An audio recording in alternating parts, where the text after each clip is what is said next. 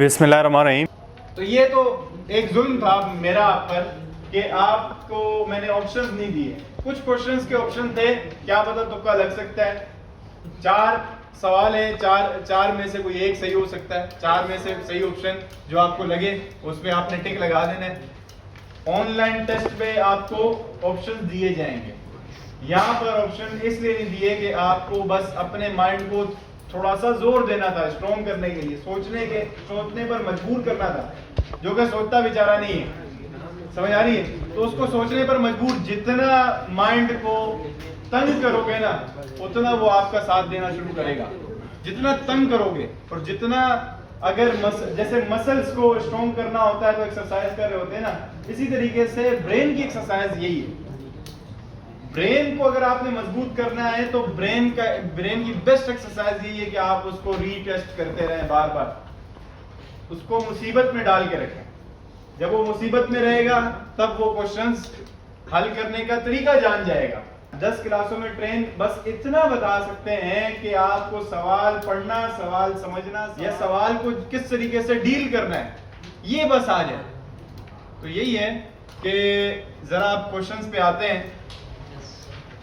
और जब आंसर्स पता चलेंगे तो थोड़ा सा आपको, ये आपने बहुत बेहतरीन बात बोली कि सर हमें इंग्लिश का मसला हो रहा है, तो विकेबलरी वाले टीचर से ये लाजमी क्वेश्चन पूछने, इंग्लिश वाले टीचर से विकेबलरी के बारे में सारा का सारा पूछना है लाजमी। ठीक है, जब आपकी अटेंडेंस ली जा रही है उस अटेंडेंस पे आपका व्हाट्सएप नंबर लिया जा रहा है, और ताकि आपको बताया जाए कि आप जुड़े रहें और आपको हम पर भरपूर तैयारी करवा सके। इंग्लिश की क्लास अरेंज करके जल्दी आपको जो है इंग्लिश को भी बेहतर बनाने की कोशिश करें। ठीक है, तो जरा आ जाए क्वेश्चन नंबर 1 पे।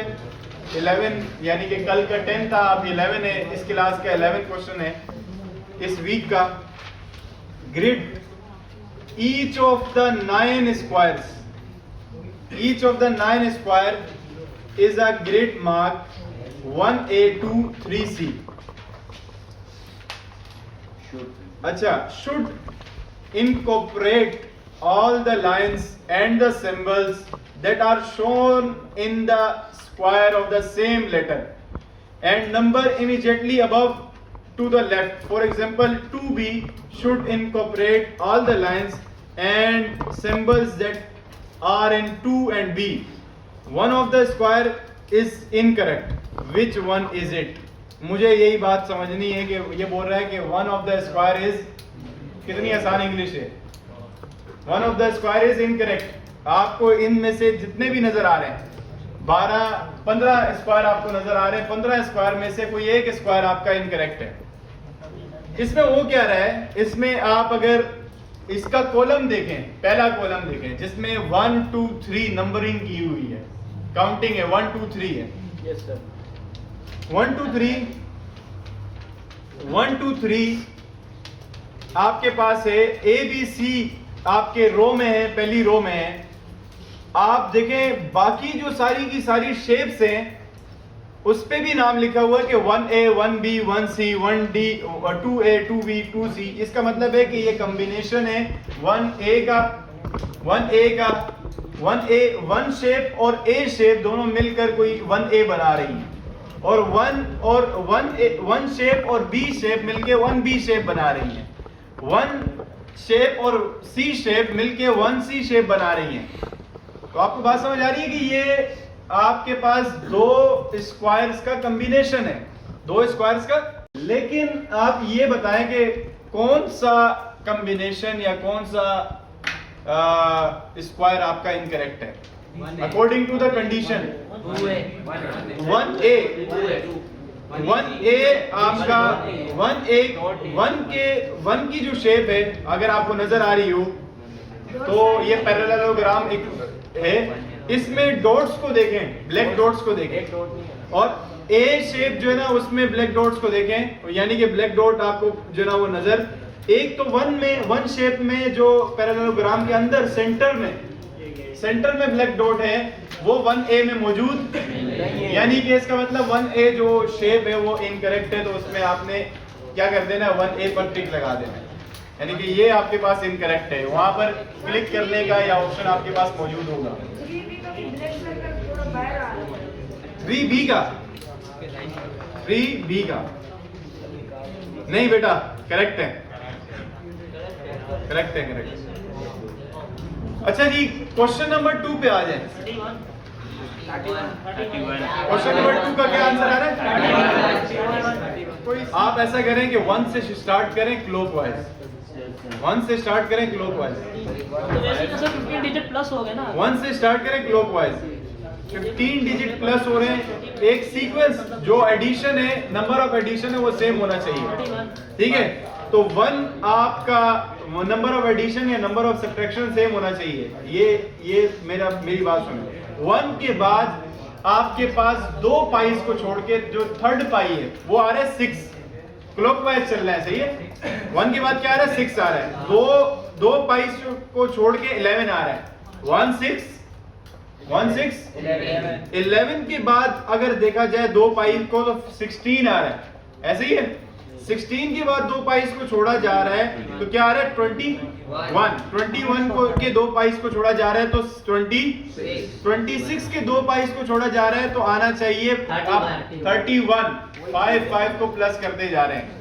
एक सीक्वेंस मैंने बताया, एक सीक्वेंस आप लोग बता रहे थे। इसमें एमसीक्यूज नहीं है, इसमें एमसीक्यूज, अब एमसीक्यूज होते उसमें आप अपना ऑप्शन, रिक्वायर्ड ऑप्शन देखते, अगर वो ऑप्शन दिया जाता तो आप वो वहां पर क्लिक करते।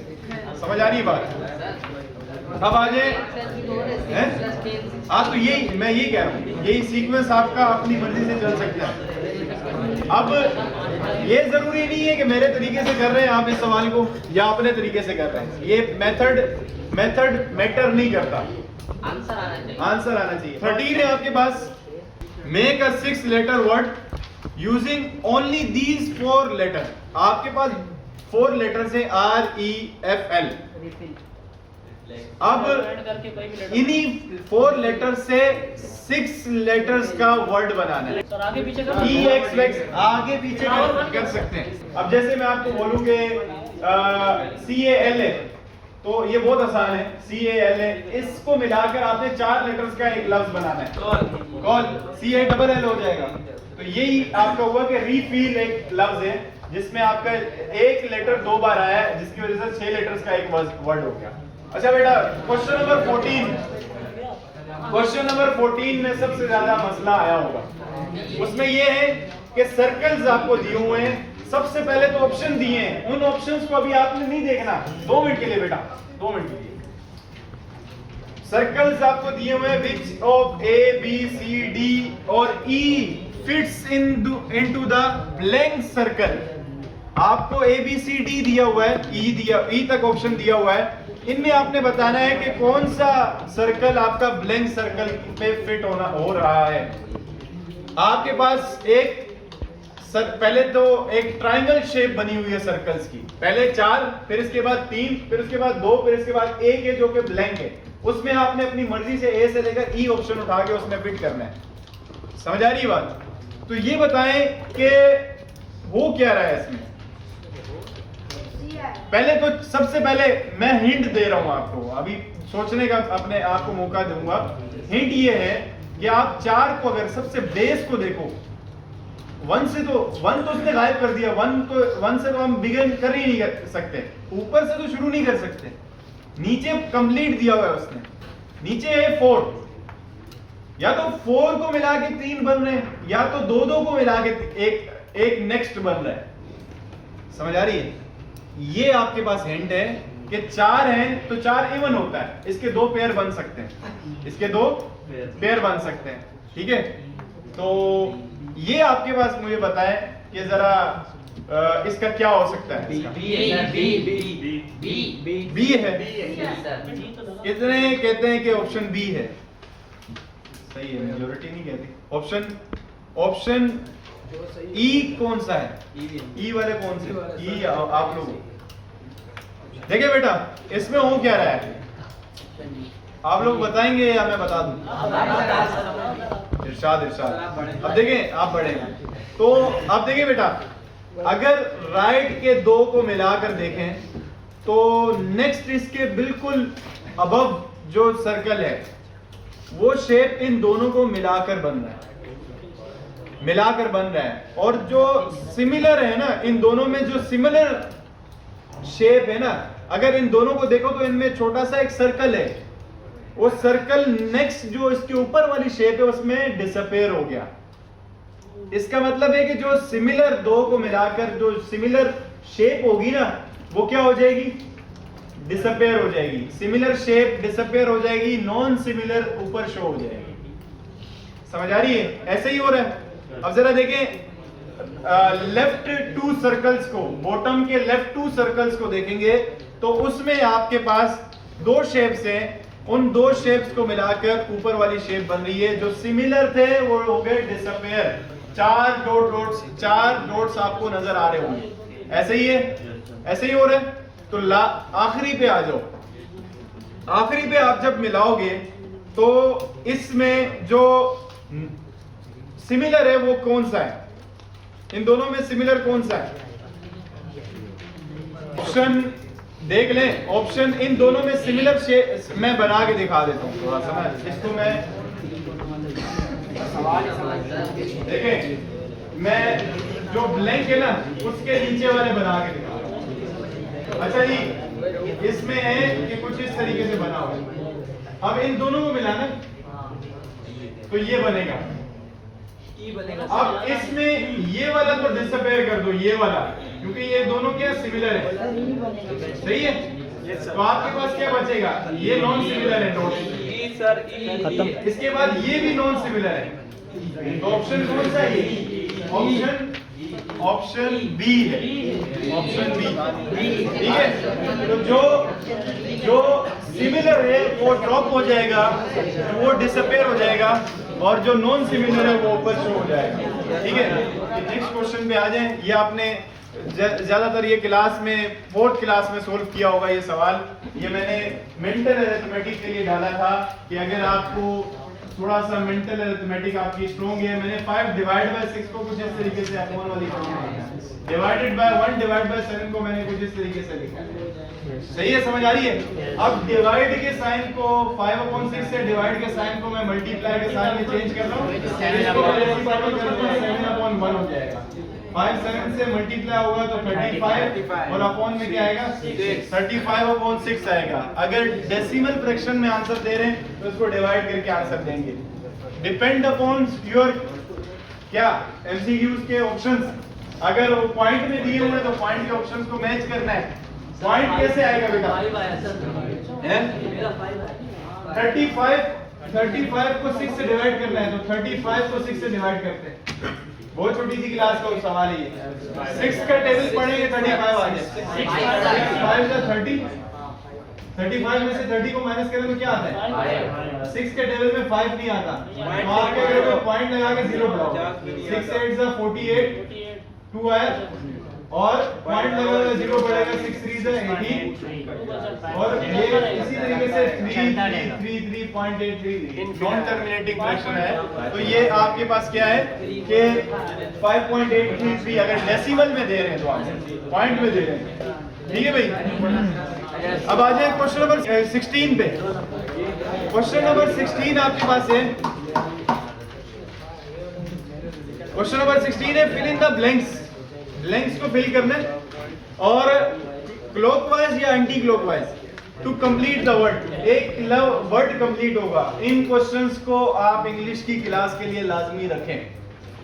जो मैं आपको टॉपिक में लाजमी आज मैं ग्रुप में इंशाल्लाह याद करूंगा, याद बता दूंगा कि ये टॉपिक आपने इंग्लिश की क्लास में लाजमी डिस्कस करने हैं कि लफ्जों से वो जैसे आपका रीफिल आया, वैसे बहुत सारे ऐसी चीजें हैं जो इंग्लिश का टीचर आपको बहुत ज्यादा अच्छे तरीके से समझा सकता है।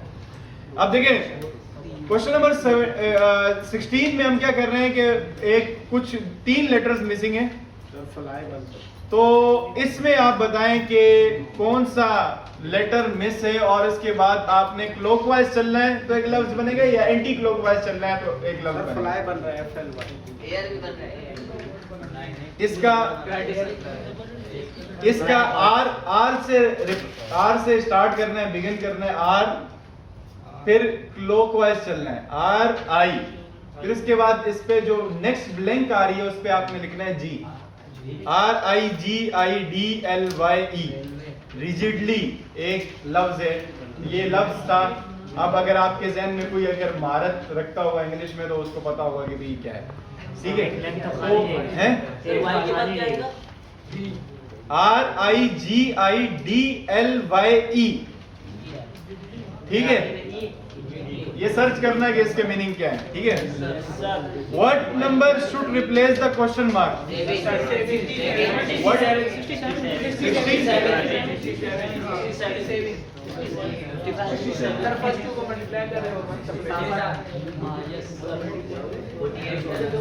फर्स्ट टू को मल्टीप्लाई करवा के थर्ड को क्या कर रहा है? माइनस कर रहा है। ये सवाल आपको सही तरीके से, ठीक है। अब 12 6 72, 72 में से 5 को माइनस करेंगे तो 67 आएगा। अब आ जाए क्वेश्चन नंबर 18 पे। क्वेश्चन समझना, क्वेश्चन नंबर 18 है आपका Sunday Monday Tuesday Wednesday Thursday Friday Saturday Sunday, ये आपको बताया हुआ है कि ये सीक्वेंस है, ये आपको पता है। हफ्ते के नाम याद नहीं करवा रहा आपको।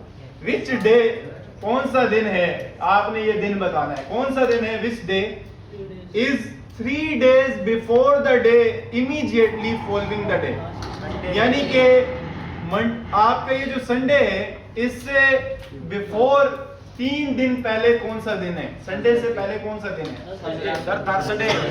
संडे से 3 दिन पहले सैटरडे फ्राइडे थर्सडे से पहले कौन है? आपने इधर से ही आंसर पकड़ना था, ठीक है। अगली जो हिंट्स दी हैं, अगली हिंट्स आपको डिस्टर्ब करने के लिए या आपको जो है ना वो आपका फोकस लेवल हटाने के लिए दी है, लेकिन वो सही है, वो भी हिंट्स आपकी सही है। जरा देख लेते हैं।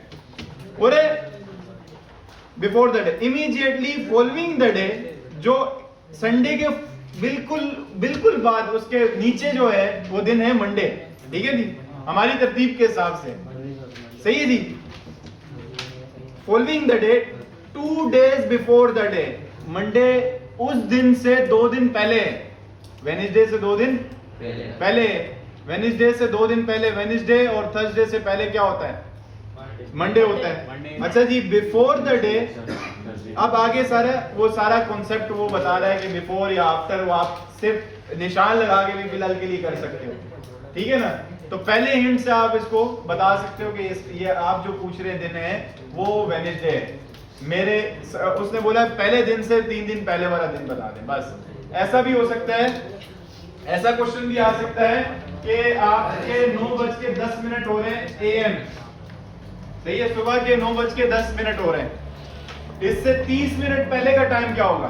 8:40। ये ऐसे क्वेश्चन भी दे सकता है। अच्छा, ये ऐसा क्वेश्चन भी आ सकता है कि 9:10 से लेकर 5:45 PM पर कितना टाइम लगा? समझ आ रही है? ऐसे क्वेश्चन भी आपके आएंगे, तो आपने इसको रिलेट करवा के देखना है। और ये आपके पास एक ब्लैंक पेपर, वो ये हर कोई देता है, ब्लैंक पेपर और एक पेन होता है, या तो व्हाइट बोर्ड और मार्कर आपको देते हैं छोटा सा, ताकि आप उस पर सॉल्व कर सके कि कितना टाइम लग सके। बताएं जरा ये टाइम क्या? 8 घंटे। कुछ ऐसे लोग हैं जिन्होंने डायरेक्टली आपको बता दिया 8 घंटे। इसको सॉल्व करने का तरीका आपने क्या अप्लाई किया था? गिना था? अच्छा, ऐसा करें कि अभी फिलहाल के लिए इसको 10, इसमें 10 ऐड ना करें, सही है। और अभी फिलहाल के लिए इसमें से 45 निकाल दें, माइनस कर दें, ठीक है। 45 मिनट निकाल दें। 9 के बाद 10, 11, 12 के बाद क्या आता है? 1 2 3 4 5, कितने हो गए? 8 घंटे। 8 घंटे हो गए, 8 आवर्स।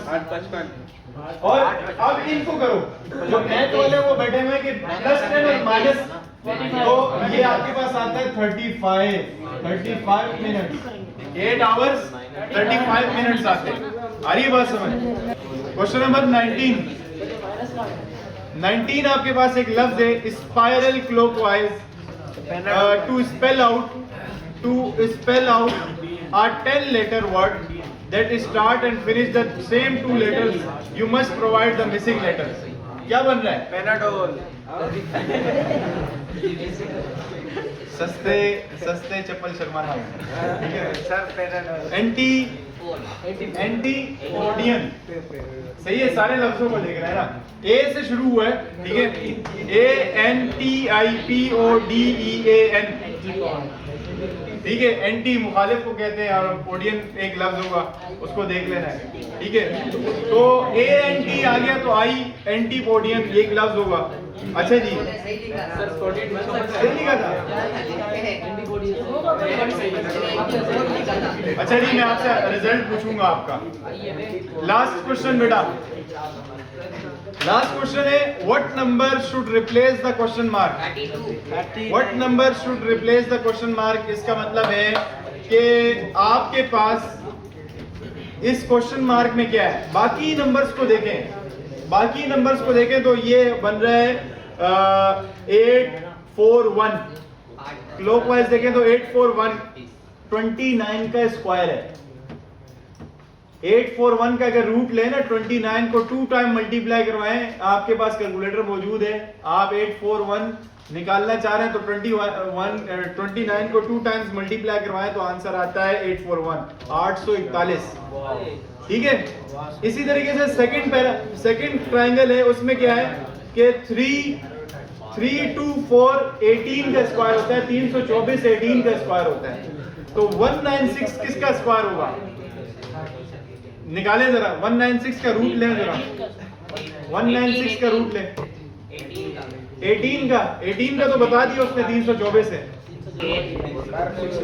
किसका? 14 का, यानी कि 14 आ रहा है। देखिए बेटा, और भी कोई सीक्वेंस आपके जहन में हो तो बता सकते हैं, देखिए ये कैसे आया। 14 को अगर 2 टाइम मल्टीप्लाई कराते हैं, स्क्वायर लेते हैं, 14 का स्क्वायर का मतलब होता है 2 टाइम मल्टीप्लाई करना। 4 4 से 16, 1 कैरी, 4 1 से 4 प्लस 1 इज 5, 1 4 से 4, 1 1 से 1 6, 5 और 9 को प्लस करें तो 1 9 6 आ रहा है, 1 9 6 आ रहा है। समझ आ रही है बात? तो ये आपके क्वेश्चंस हैं, जरा आप लोग इसको देख लें। एक और जहन में अभी मैं ये बता रहा था कि 9:10 से लेकर 5:45 तक, इसके बाद एक एब्रीविएशन मेकिंग आता है। यस सर, एब्रीविएशन मेक, आप वो आपसे पूछेगा कि अगर मैं ये लेटर्स आपसे ले लूं, आपको मैं दे दूं, तो इसका एब्रीविएशन बताएं। आपको पता होना चाहिए कि उसका एब्रीविएशन क्या है। IEC का मैंने पूछा था, इसी तरीके से बहुत सारे हैं कि भाई उनकी फुल फॉर्म आपको पता होनी चाहिए, IEC की फुल फॉर्म क्या है और बाकी बाकी। देखिए, एक एब्रीविएशन मैंने बनाई थी, लाजमी ये बात याद रखना कि अगर आप कोई 3 बंदे हो या 4 बंदे हो, कोई एक काम स्टार्टअप शुरू कर रहे हो और एक काम शुरू करने जा रहे हो, उसका नाम रखना चाह रहे हो अपने नाम से, तो तीनों खुश हो जाए तो तीनों का फर्स्ट लेटर लेते हैं हम लोग, और तीनों का फर्स्ट लेटर मिलाकर हम बोल देते हैं कोई ना कोई लफ्ज। सही है? जैसा कि मेरा एक इदारा है और हमारा एक इदारा चल रहा है वाउज, ठीक है, वाउज एकेडमी, ये एकेडमिक चीजें उसमें होती हैं, यूट्यूब चैनल है। तो इसमें आप जरा देखें तो एक लफ्ज बन रहा है, वाउज का मतलब इंग्लिश का एक लफ्ज बन रहा है, समझ आ रही है? अब ये सारे के सारे क्या हैं? ये सारे के सारे फर्स्ट लेटर्स हैं बेटा। ये मैं ट्रिक बताने लगा हूं कि एब्रीविएशन कैसे बनेगी। वसीम, अली ज़ैब, असद, उसामा एकेडमी, ऐसा भी हो सकता है, ठीक है, कोई ना कोई नाम होगा। लेकिन एब्रीविएशन ये हो सकता है, एब्रीविएशन ये है कि आपने जब कोई भी बनाना है कोई लफ्ज, तो उसमें हमेशा वोवेल्स होने चाहिए। इसमें वोवेल्स कितने हैं? 2। आप बगैर वोवेल के नाम कोई बना ही नहीं सकते। RGH, इसका कोई लफ्ज बन सकता है? ये फर्ज करो, R कोई लेटर फर्स्ट लेटर था, G कोई फर्स्ट लेटर था, H कोई फर्स्ट लेटर था, इनको मिला के प्रोनाउंस कर सकते हैं? प्रोनाउंस नहीं हो सकते, सिर्फ इसको पढ़ सकते हैं RGH।